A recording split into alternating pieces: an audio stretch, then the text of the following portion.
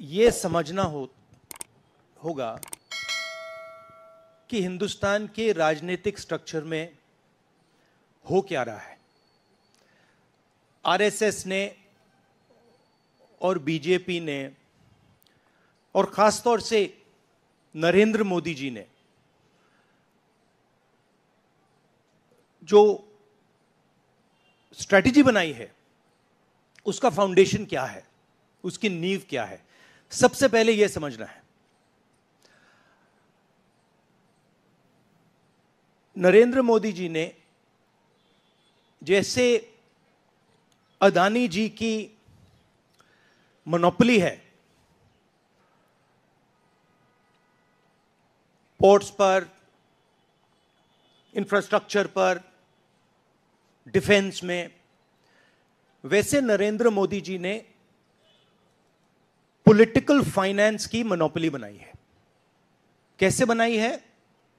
ED, CBI, income tax department का प्रयोग करके। अगर आप बॉन्ड स्कीम्स को देखें तो उसमें साफ दिख जाता है कि नरेंद्र मोदी जी ने, बीजेपी ने एक प्रकार से पॉलिटिकल फंडिंग एक्सटॉर्शन से, धमकी से, प्रेशर से बनाई है। खारगे जी ने कहा जो भी भ्रष्ट हैं वो सब बीजेपी में जा रहे हैं। उसका कारण है क्योंकि नरेंद्र मोदी जी चाहते हैं कि पॉलिटिकल फाइनेंस की मोनोपोली उनके हाथों में हो। अब हमारे बैंक अकाउंट बंद कर दिए, हमारे पास ओरिजिनल रास्ता जो था वही हमारा रास्ता है। हम जनता के साथ जाकर मिलकर उनके लिए लड़ते हैं। ये जो मैनिफेस्टो बना है,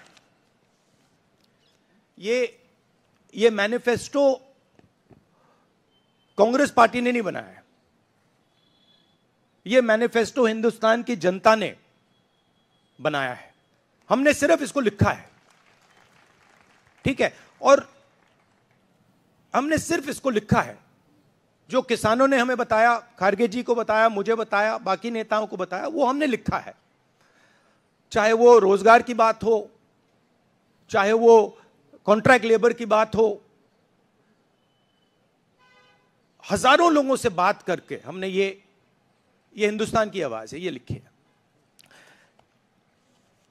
मगर जो राजनीति में आज हो रहा है वो क्लियर है कि सब पार्टीज को नरेंद्र मोदी, ईडी, सीबीआई, इन इंस्टीट्यूशंस को कैप्चर करके फाइनेंशियली मोनोपोली बना रहे हैं अपनी।